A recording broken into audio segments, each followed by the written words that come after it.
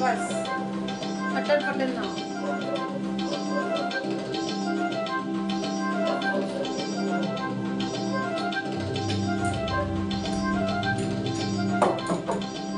अरे भाई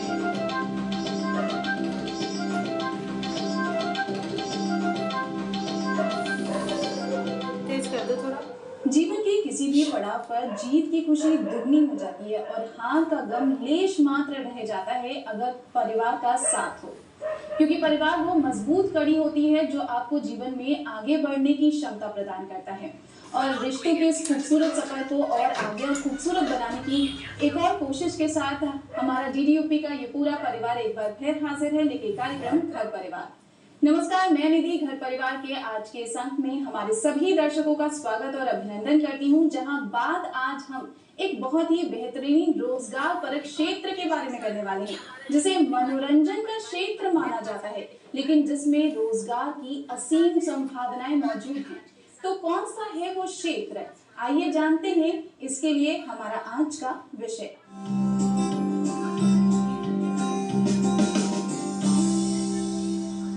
हमारा आज का विषय है कला। जी हाँ, सुकून और रोजगार परक क्षेत्र का एक अनूठा संगम माना जाता है, एक अनूठा समागम माना जाता है संगीत, जिसे हमें सुकून का, मन का सुकून मिलता है, शरीर को रिलैक्स करने और नई ऊर्जा का संचार भी करता है। लेकिन जब यही संगीत, जिसमें दिव्य शक्ति मानी जाती है, ये आपका प्रोफेशन बन जाता है, एक रोजगार परक क्षेत्र बन जाता है, तो आपका कार्य पूजा तुल्य स्वयं ही बन जाता है।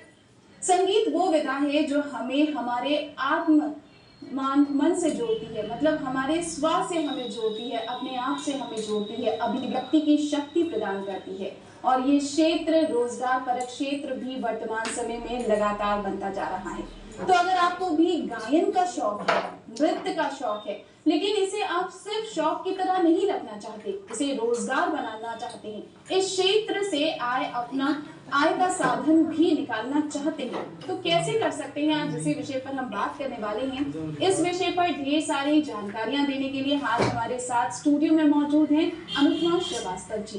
मैम, आपका बहुत बहुत स्वागत है हमारे शो में। अनुपमा जी कोरियोग्राफर हैं और साथ ही साथ अपनी वर्कशॉप चलाती हैं, बच्चों को डांस भी सिखाती हैं।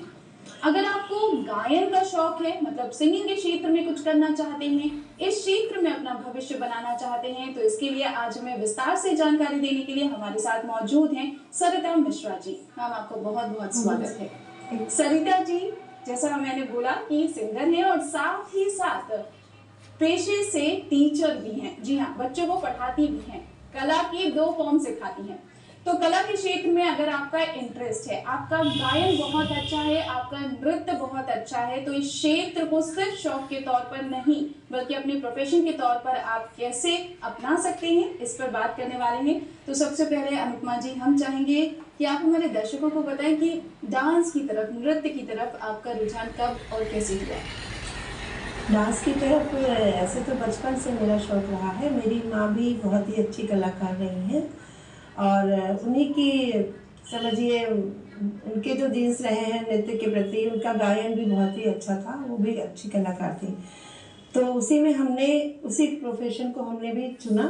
मेरे अंदर तो बचपन से ही डांस का रहता ही, बच्चों में तो माँ बाप भी देखते हैं कि कैसे ये कर ले रहे हैं, क्या कर रही है, तो उन्होंने उसको आगे बढ़ाया और धीरे धीरे हमको ये अच्छा लगने लगा। तो बचपन में तो ये नहीं होता ना कि यही प्रोफेशन हम बनाएंगे, एक शौक भी होता है, वही चलता जाता है। जब देखते हैं कि हाँ भाई इसमें बहुत ज़्यादा इसका मन हो रहा है, तो उसको धीरे धीरे आगे बढ़ाते हैं। तो हर जगह जहाँ भी डांस रहा, जहाँ भी गायन रहा, तो मैंने हर विधा इसकी सीखी, कथक भी सीखा, भरतनाट्यम भी सीखा और गायन भी सीखा। इसके बारे में हम धीरे धीरे जानना चाहेंगे। जैसे अनुपमा जी ने कहा कि भाई बहुत फेमस ये मुहावरा कह ले या बात कह ले, पंक्तियां कह ले कि पूत के पांव पालने में ही दिख जाते हैं। तो अक्सर हम घर में देखते हैं कि हमारे घर के बच्चों में कोई ना कोई टैलेंट जरूर छुपा होता है, लेकिन बचपन का वो टैलेंट कई बार हम देख के अनदेखा कर देते हैं, और जब पेरेंट्स उस टैलेंट को पहचान कर उसको बढ़ावा देते हैं, तो हमें अनुपमा जी जैसी और सरिता जी जैसी शख्सियत मिल जाती है। सरिता जी, हम आपके पास आना चाहेंगे। गायन का क्षेत्र, आप गायन की तरफ रुझान आपका कब और कैसे हुआ, फिर इस क्षेत्र का चुनाव कैसे आपने किया? जैसा कि मैं केंद्रीय विद्यालय की पढ़ी हुई हूँ, तो मेरे फादर भी आर्मी में हैं विद्यालय में क्या है, मल्टीटास्किंग चीज़ें होती हैं, गायन में भी, सिंगिंग में भी, गेम्स में भी। तो मेरी एक म्यूज़िक टीचर थी, तब हम लोग असम में थे। तो उन्होंने एक बार मुझे ग्रुप सॉन्ग से निकाल दिया। हालांकि मेरे बगल वाली लड़की थी, वो गलत तरीके से गा रही थी, गलत स्वर में गा रही थी। तो उसके बाद से मुझे ऐसा मतलब दुख हुआ, मैंने कहा अब तो मैं बहुत अच्छा गा के दिखाऊंगी। एंड देन मैं सिंगिंग करती रही। फिर उसके बाद मैंने सिंगल सोलो सॉन्ग गाया और काफ़ी लोगों ने अप्रिशिएट किया। वहाँ से मेरा सफ़र शुरू हो गया। तो धीरे धीरे जो आपको चैलेंज मिला था, आपने उसी को चैलेंज लेके उसी से और हाँ, बेहतर करने की कोशिश की। बेहतर करने की कोशिश की। फिर उसके बाद मैं लखनऊ में आ गई। लखनऊ में आने के बाद फिर भातखंडे में मैंने एडमिशन ले लिया। वहाँ पे प्रॉपर मैंने क्लासिकल म्यूज़िक वोकल में शास्त्र का मैंने पूरा कोर्स किया, सीखा, अपने गुरुजनों से सीखा। सरिता जी की बात से एक बात बहुत क्लियर होगी कि जीवन में अगर आपको कोई चैलेंज मिल रहा है ना, तो वो चैलेंज हर बार आपको गिराने के लिए नहीं आता। शायद वो चैलेंज आपकी उस कमी को और बेहतर करने के लिए आता है और उस कमी की तरफ आपका ध्यान आकर्षित करने के लिए आता है। अगर सरिता जी को उनकी मैम डांटती नहीं तो शायद वो सिंगिंग सीखने जाती नहीं और आज वो इतनी बेहतरीन गायिका नहीं होती। अनुपमा जी, फिर आप बचपन में आपने ये सब सीखना स्टार्ट किया, लेकिन आज प्रोफेशन बात की जाए तो ये जो क्षेत्र है, नृत्य का क्षेत्र है, इसका आपने एज प्रोफेशन कब आपने ये तय किया कि आप इसी क्षेत्र में अपना करियर बनाना चाहती हैं? मैंने भी भरतनाट्यम यही भातखंडे से सीखा था। मेरी गुरु भी बसंती सुब्रमण्यम और लक्ष्मी श्रीवास्तव मैम रही हैं। तो मैंने भी, जब मेरी शादी हो गई उससे पहले मैंने बताया ना, मेरी माँ जॉब करती थी, तो ट्रांसफरेबल जॉब थी, तो कहीं टिक के मैं नहीं रह पाई। तो बहुत बरसों बाद फिर मैं जब लखनऊ आई तो यहाँ पे मैंने भरतनाट्यम ज्वाइन किया, क्योंकि मुझे उसका बहुत ही सुंदर मतलब आकर्षण था उसमें। तो मैंने धीरे धीरे उसको जब सीख लिया, फिर उसी के बाद शादी हो गई। अब शादी के बाद तो जानते हैं, परिवार है, सब कुछ देखते हुए करना पड़ता है। बच्चे वगैरह होके 8 ईयर्स बाद फिर उसको रिवाइज किया। तो मेरे यहाँ पे मेरे पति ने मेरा साथ दिया, उन्होंने बहुत सपोर्ट किया। फिर हमने उसको एज ए प्रोफेशन ले लिया। धीरे धीरे छोटे छोटे बच्चों से शुरुआत किया। तो पहले फिल्मी शुरू किया, और टैलेंट चूँकि था हमारे अंदर, तो धीरे धीरे सबको पता ही चल गया कि हाँ मैं ये सिखाती हूँ, और फिर अच्छा सिखाती हूँ करके, तो फिर धीरे धीरे शुरू हो गया।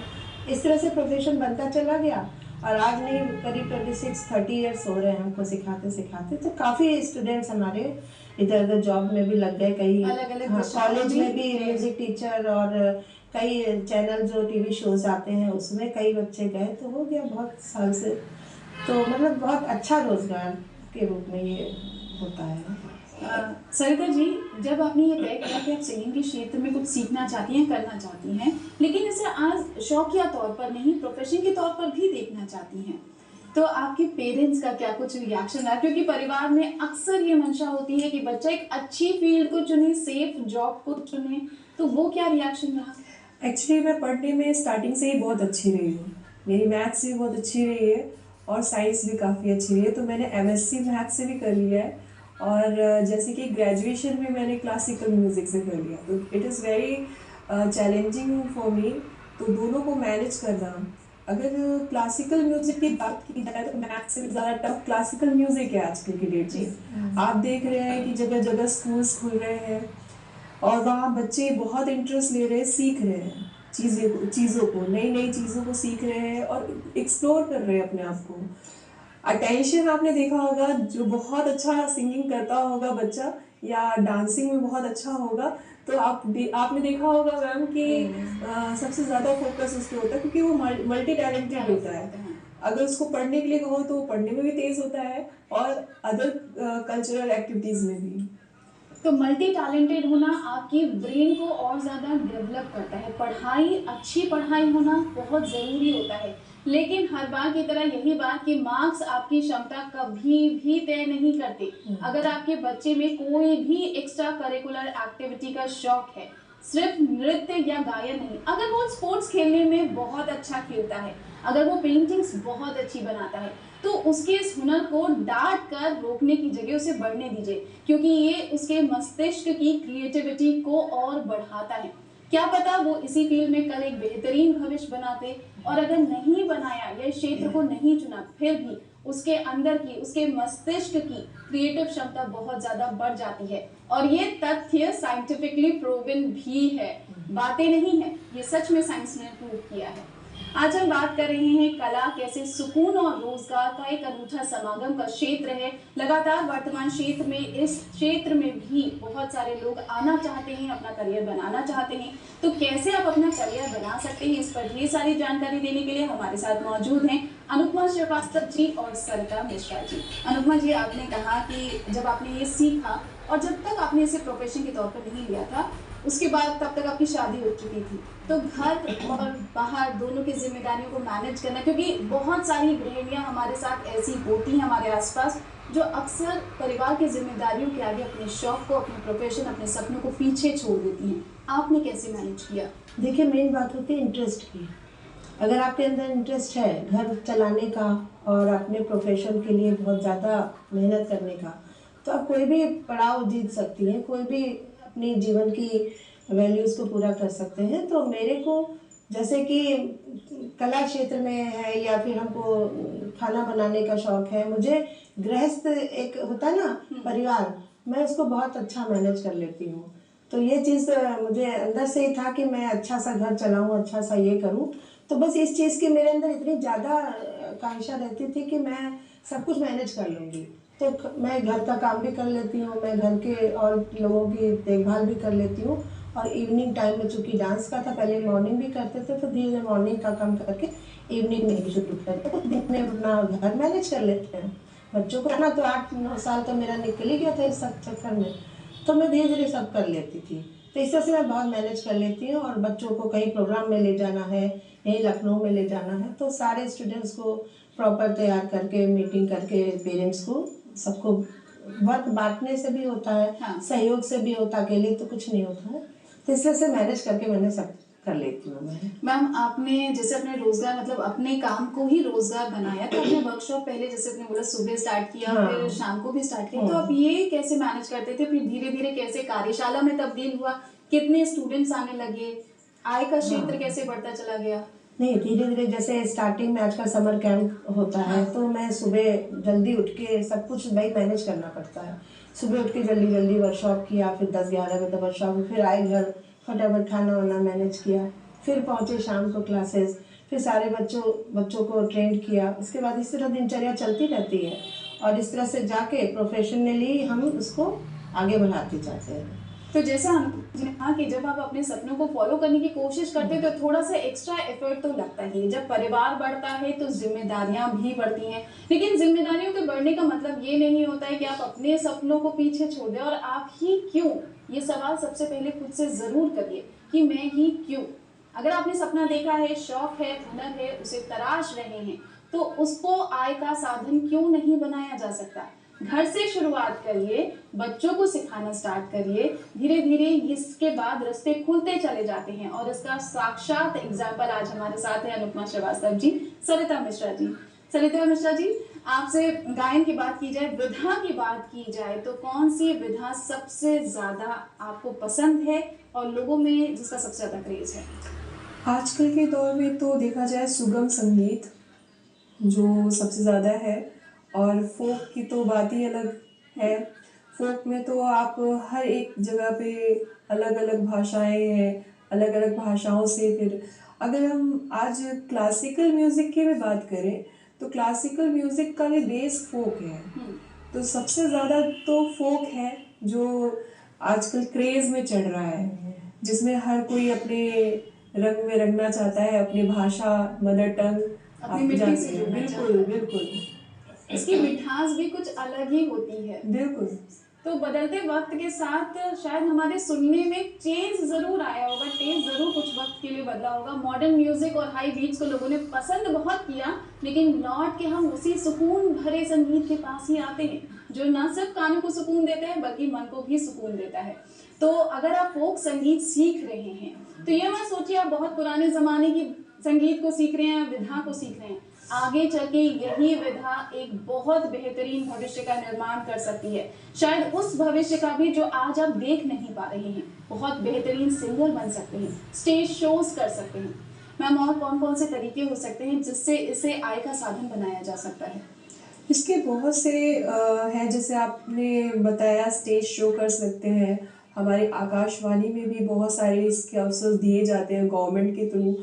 आप सांस्कृतिक विभाग है जो कि मेरे ख्याल से पता नहीं कितने कलाकार, चाहे वो संगीत हो, चाहे वो कला क्षेत्र से किसी में भी बिलोंग करते हो, बहुत ज़्यादा उनको एफर्ट देते हैं, उनको आगे बढ़ाते, प्रोत्साहन करते हैं। अभी अभी जस्ट हाल में मैं श्री राम उत्सव जी हो रहा है, उत्सव महोत्सव हो रहा है एक तरीके से, तो मैंने वहाँ पे जाके प्रोग्राम किया, वहाँ मुझे सम्मानित भी किया गया।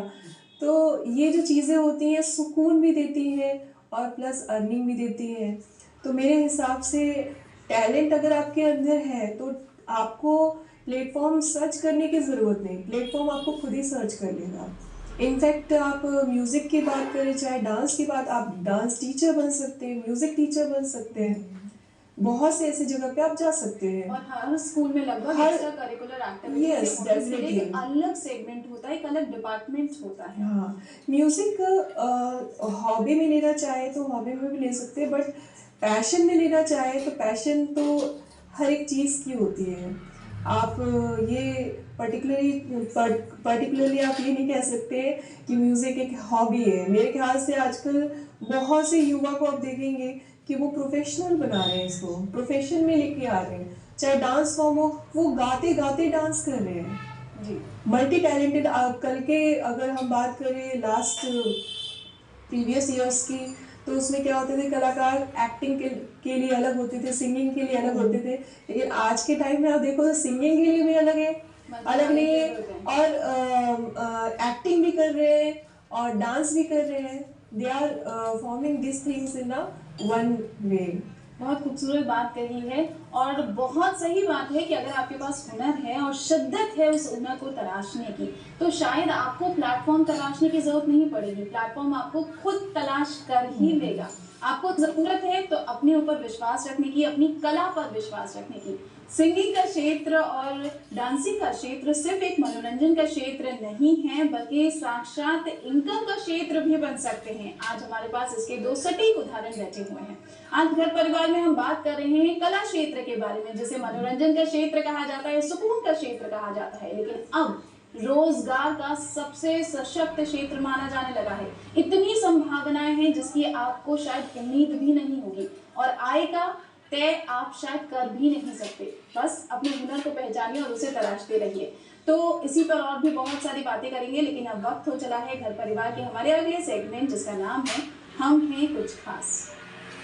हर बार हम आपको इस सेगमेंट में एक ऐसी शख्सियत से मिलवाते हैं जिन्होंने कुछ अपने जीवन में सकारात्मक बदलाव लाए होते हैं, जीवन की मुश्किलों का डटकर सामना किया होता है और उन मुश्किलों से आगे निकलकर कुछ नए परिवर्तन लाए होते हैं। लेकिन आज हमारे साथ स्टूडियो में ही दो ऐसे खास शख्सियत व्यक्ति हैं जिन्होंने एक बहुत पुरानी सोच, जो कहा जाता है भाई डांस करते हैं, गायन करते हैं, ठीक है, हॉबी के लिए, शौक के लिए ठीक है, लेकिन इसे तोड़ा है और इसे प्रोफेशन बनाकर आगे भी बढ़ रही हैं और बहुत अच्छी प्रोग्रेस कर रही हैं। न सिर्फ खुद आत्मनिर्भर बन रही हैं, बल्कि और लोगों को भी बढ़ा रही हैं। तो आज हम उन्हीं के बारे में और करीब से जानेंगे, उन्हीं से।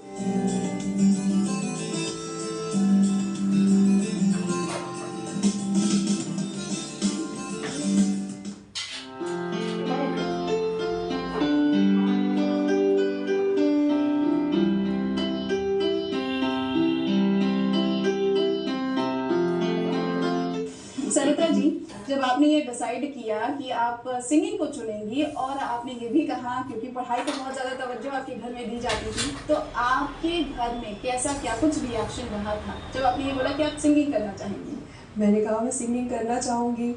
पापा ने कहा सिंगिंग का कोई स्कोप नहीं है, और ये कौन करता है, जिसके पास कोई पढ़ाई वढ़ाई नहीं आता वो करता है सिंगिंग। मैंने कहा क्यों, सिंगिंग मैं क्यों नहीं कर सकती। मैं आपको बताऊं मैम, उस टाइम पे मैंने चोरी से कुछ पैसे चुरा कर एडमिशन ले लिया भातखंडे में, और फिर मैंने कहा पापा आप कह रहे हो तो मैं मैथ्स भी पढ़ूंगी और सिंगिंग भी करूंगी। तो पापा ने बोला ओके ठीक है, लेकिन मैथ्स में अच्छे नंबर आने चाहिए। तो मैं रात भर मैथ्स का भी और जो भी मेरे सब्जेक्ट्स रहता था उस पर भी फोकस रहता था मेरा। और फिर उसके बाद सिंगिंग में भी आप जानते हो इतना आसान नहीं होता, क्लासिकल म्यूज़िक आप अब एक सरगम गाने की बात करें तो हर कोई सरगम नहीं गा सकता है, वो तो मैथ से भी ज्यादा टफ, ताल ताल की नॉलेज। तो मेरे लिए तो एक बहुत बड़ा चैलेंज रहा और मैंने उसको एक्सेप्ट किया। मैंने कहा मेरा अगर इसमें रुझान है, मुझे ये करना है तो करना है, दैट्स इट। तो मैं उसमें निकल गई और फिर मेरा वो सफर स्टार्ट हुआ और होता रहा। मैंने बहुत सारे स्टेज परफॉर्मेंस की, एज अ प्रोफेशन वे में भी आज मैं सिंगर भी हूँ और टीचिंग भी करती हूँ। पीजीटी टीचर हूँ मैं, मैथ्स पढ़ाती हूँ, साइंस पढ़ाती हूँ, बच्चों से मिलती हूँ। तो मैं एक अगर मैं बात करना चाहूँ तो सिंगिंग की, चाहे वो डांस की, आपने उनके नेचर को अगर ध्यान से समझने की कोशिश करें तो ये ऐसा डेवलपमेंट करते हैं कि वो फीलिंग्स का सबसे ज़्यादा, कहते हैं 3 चीज़ें होती हैं, एक कॉग्निटिव स्किल्स होती है, एक अफेक्टिव होती है और एक साइकोमोटर होती है। तो कॉग्निटिव तो दिमाग से काम करने की बात करते हैं, जो गांधी जी ने कहा 3H, हेड, हैंड, हार्ट, है ना। तो अगर हम बात करें तो म्यूजिक और टीचिंग, ये दोनों की बात करूँ तो मैं दोनों का मिक्सचर हो गई। कॉग्निटिव दिमाग से भी तेज हो गई, अफेक्टिव फीलिंग्स कूट के भर गई, साइकोमोटर मतलब काम करने में नंबर 1। मैं किसी भी काम को पीछे रखने में नहीं, मतलब कि आलस आ गया ये नहीं करना, जस्ट लेट इट बी, करना है। आपने अपने मन की भी की और अपने फादर के सपने को भी बिल्कुल बिल्कुल डेफिनेटली। सरिता जी, अब इतनी सारी बातें आपकी सिंगिंग को लेकर हो रही हैं तो हम जरूर चाहेंगे कि आप हमारे दर्शकों को कुछ गा के सुनाएं। बिल्कुल, क्योंकि मैं सबसे ज़्यादा प्यार अपनी माँ से करती हूँ और एक जो सॉन्ग बिल्कुल मेरे करीब है, मैं वही आपको सुनाना चाहूँगी। तू कितनी अच्छी है, तू कितनी भोली है, प्यारी प्यारी है, ओ माँ, ओ माँ,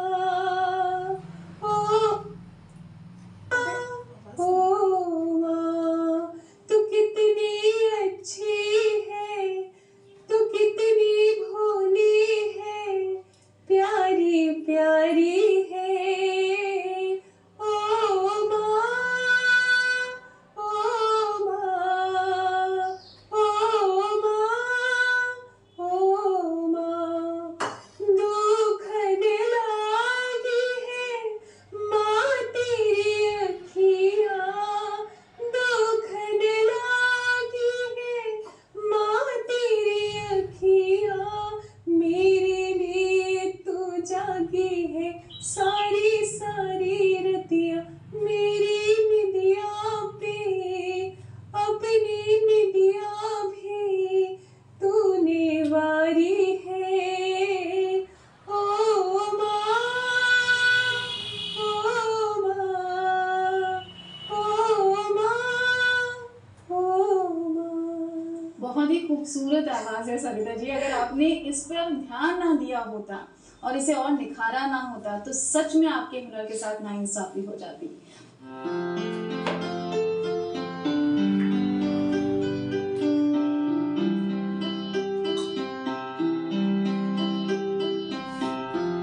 आपको बहुत सारे सम्मान से सम्मानित किया गया है। अगर रिसेंटली बात की जाए तो यूपी रत्न अवार्ड से भी सम्मानित किया गया है, जो अपने आप में बहुत बड़ा सम्मान है।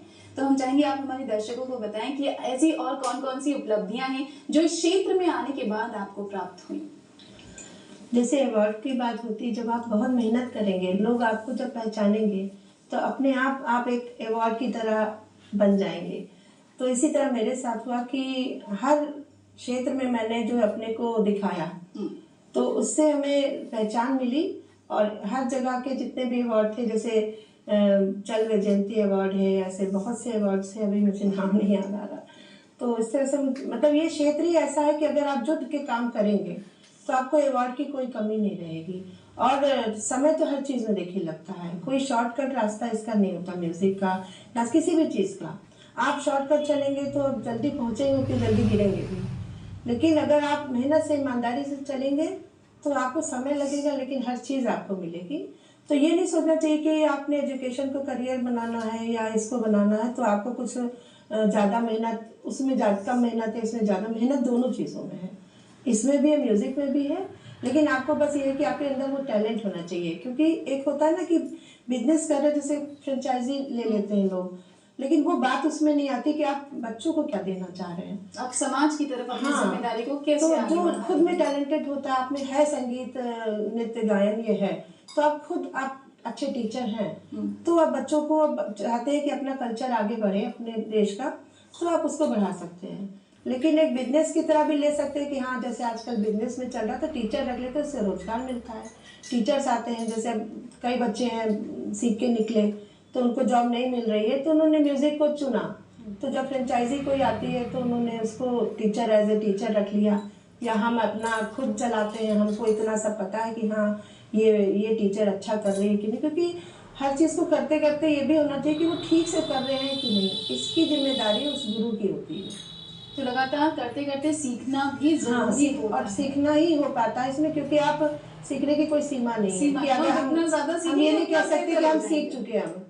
हम अभी भी सीखते हैं, क्योंकि हमारे पास हर समय इतने बड़े से लेकर 60 इयर्स के बच्चे, मतलब बड़े लोग आते हैं, तो मैं हमेशा सीखती रहती हूँ, क्योंकि वही हमको भी सिखा रहे हैं और हम चल रहे हैं, नहीं तो हम खत्म हो गए होते।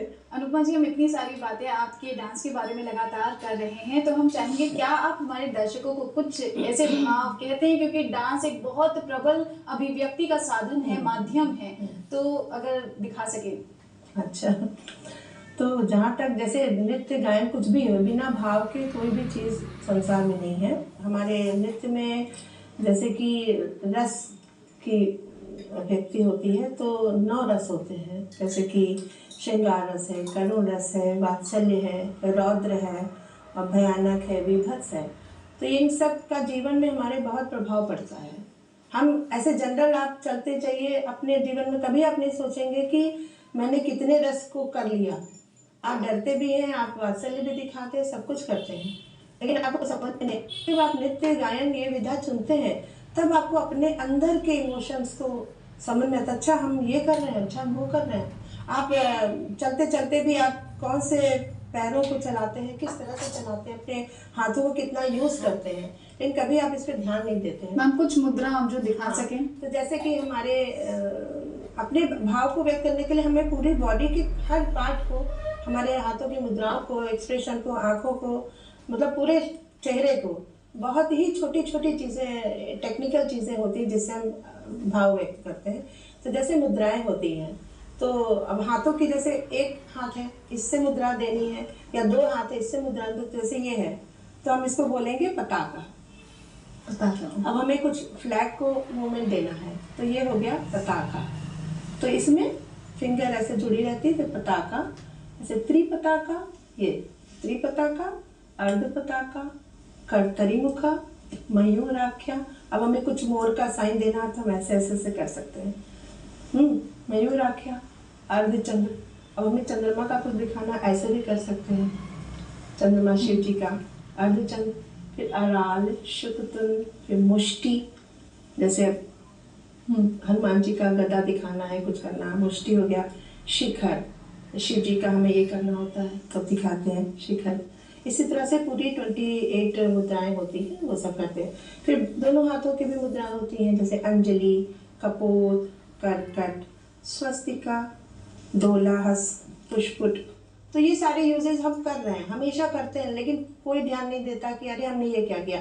तो नृत्य सीखने से वो सारे वर्ड्स और या यूज हो जाते हैं। जैसे हमें बच्चों को समझाना था, कोई स्टोरी सुनानी होती कि एक शेर है, वो जंगल में आया या जाल में फंस गया, फिर चूहे ने, तो इस स्टोरी को भी हम लोग भाव में व्यक्त करके बच्चों को सिखाते हैं। तो जैसे मूषक होता है तो ये मूषक वाहन हो गया, मूषक हो गया तो चूहा हो गया, सिंह हो गया, ऐसे करके आ गए। तो इस तरह से भाव से हम बहुत अच्छा सा, मतलब एक टेंडर टाइप का चीज दिखा सकते हैं कि बहुत ही सॉफ्ट भाषा होती है नृत्य की। कोमल से कोमल भाव को भी आप नृत्य के माध्यम से दिखा सकते हैं, और रौद्र रूप में या रौद्र मुद्रा में आप अपने मन के गुस्से को भी बड़े ही खूबसूरत और क्रिएटिव तरीके से व्यक्त कर सकते हैं। बहुत सारी अभिव्यक्ति की मुद्राएं होती हैं जो बहुत खूबसूरत होती हैं। जैसे मैम ने बताया कि बहुत सारी अलग अलग तरह की उन्होंने अपनी हाथ की मुद्राएं दिखाई। वैसे आप गुस्से को भी रौद्र रूप में बहुत खूबसूरती से दिखा सकते हैं मैम। क्या आप जैसे हमारे एक दर्शकों श्रृंगार रस है, श्रृंगार रस मतलब प्रेम का रस कहलाता है। तो जैसे कि कोई भी हस्बैंड वाइफ है या लवर्स हैं उनके लिए, तो जैसे ये है, ऐसे करके ये हुआ,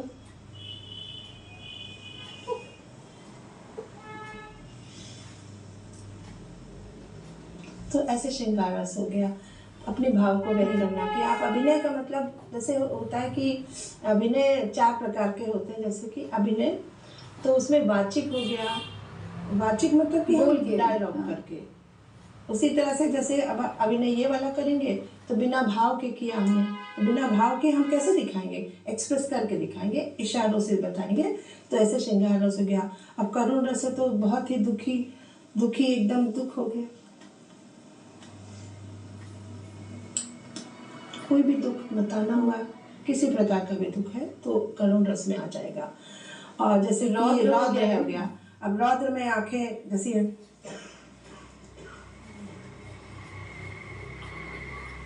और बिल्कुल शांत हो गया, तो ये शांत रस हो गया। और ऐसे जैसे ही एक तरह से विभत्स है। हाँ, विभत्स हो गया। तो विभत्स जैसे आपका कुछ भी ऐसी चीजें नापसंद चीज है। नापसंद चीज है, तो उसमें भी से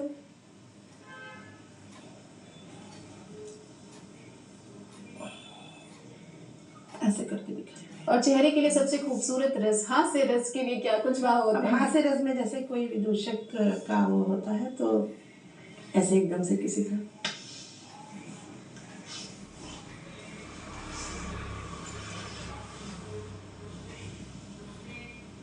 बहुत ही खूबसूरत है। बहुत हर रस और हर मुद्रा अगर आप देखेंगे वो दिखने में बहुत खूबसूरत लगती है। यही खूबसूरती होती है नृत्य की, कि वो आपके मन के भाव कैसा भी हो, लेकिन उसे बहुत खूबसूरती से प्रस्तुत करता है। हमें कुछ खास में आज हमने और करीब से जाना अनुपमा जी और सरिता जी की कहानी को। लेकिन घर परिवार की बात करें तो हम अपने विषय पर लौट आते हैं।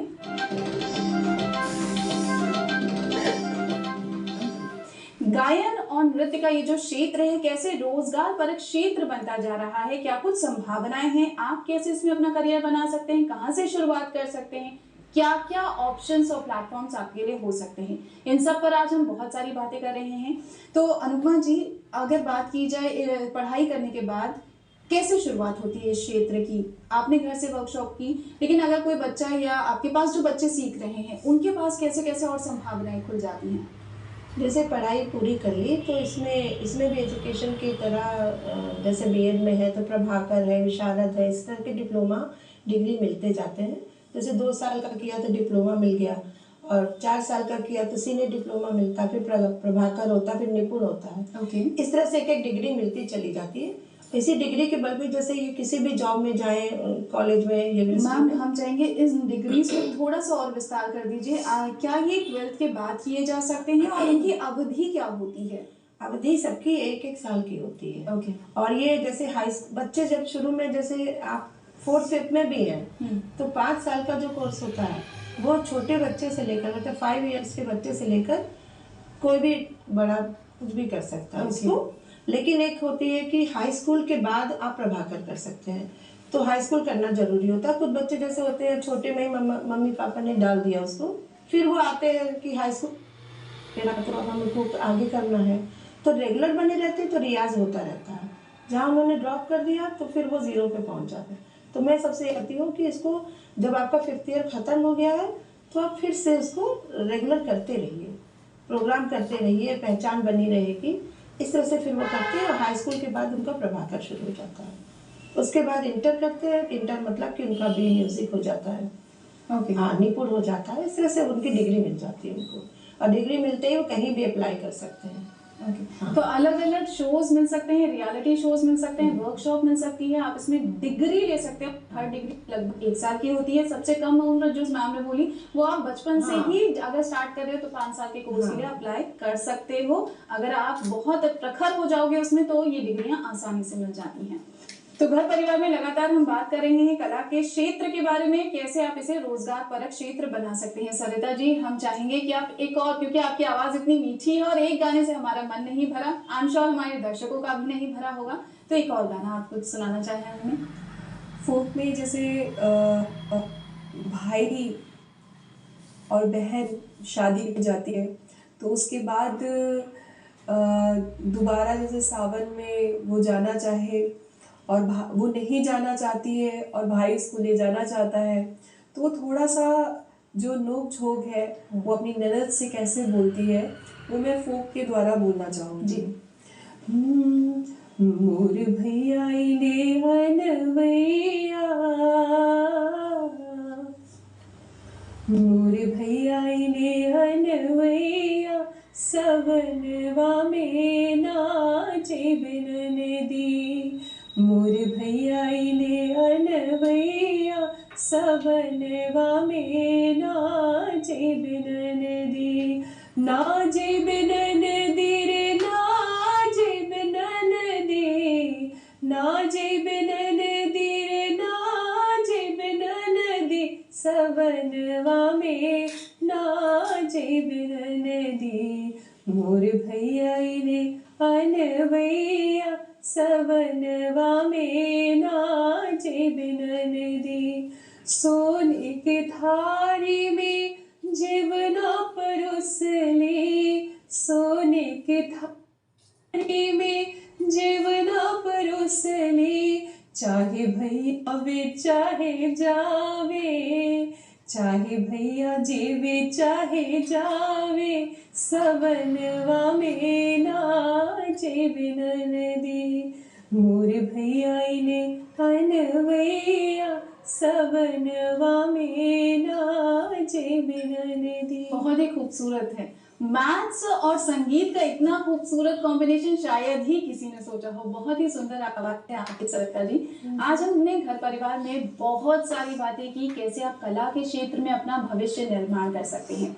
लेकिन अब वक्त हो चला है हमारे कार्यक्रम के आखिरी पड़ाव का, जहां हम आपको देते हैं आपके काम में आने वाली रोजमर्रा की कुछ आसान सी टिप्स। तो आज हमारे टिप्स के सेगमेंट में हम आपके किचन की कुछ परेशानियों को आसान बनाने वाले हैं। बस आपको अपनाने ही ये छोटे छोटे से उपाय।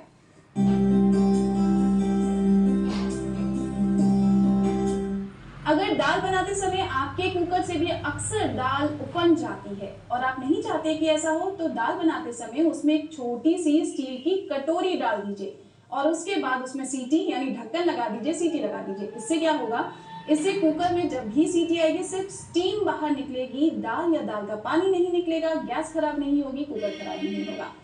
चटनी बनाते वक्त अक्सर उसका रंग बदल जाता है, तो अगर आप नहीं चाहते कि चटनी बनाते वक्त उसका रंग बदले, तो चटनी बनाते वक्त 1 चम्मच दही उसमें मिला दीजिए। चटनी का रंग वैसा का वैसा ही रहेगा, जो भी चटनी आप बना रहे हैं उसका रंग बिल्कुल वैसा रहेगा। नमक के डिब्बे में मॉइस्चराइजर आ जाना यानी नमी आ जाना बहुत आसान सी बात होती है और ऐसे में नमक अक्सर फंस जाता है उस डिब्बे में।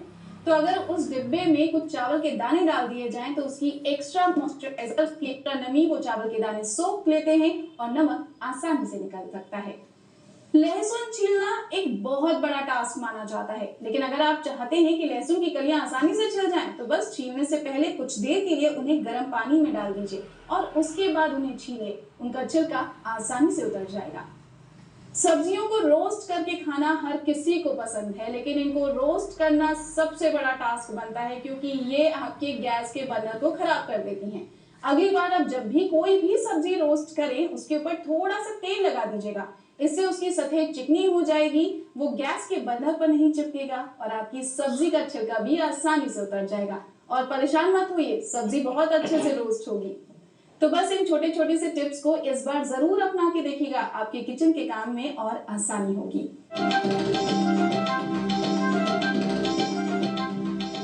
आज घर परिवार में हमने बहुत सारी बातें की। कला के क्षेत्र यानी गायन और नृत्य के क्षेत्र को आप सिर्फ एक शौकिया क्षेत्र की जगह कैसे में तब्दील कर सकते, इस बारे में हमारे साथ बहुत सारी बहुत खूबसूरत जानकारियां साझा की और अहम जानकारियां साझा की अनुपमा श्रीवास्तव जी ने, जो कि कोरियोग्राफर हैं, और सरिता मिश्रा जी ने, जो कि मैथ्स टीचर होने के साथ साथ बहुत खूबसूरत गायिका भी हैं।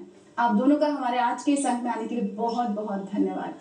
तो दर्शकों, आज हमने घर परिवार में बात की कला के क्षेत्र के बारे में, कैसे आपके सपने, आपके हुनर को एक नई पहचान मिल सकती है रोजगार के रूप में, कैसे आप अपने सपनों की उड़ान को और बड़ा बना सकते हैं, अपने आसमान को और बड़ा बना सकते हैं। ऑप्शंस असंख्य हैं, बस जरूरत है एक सही कोशिश और लगन की।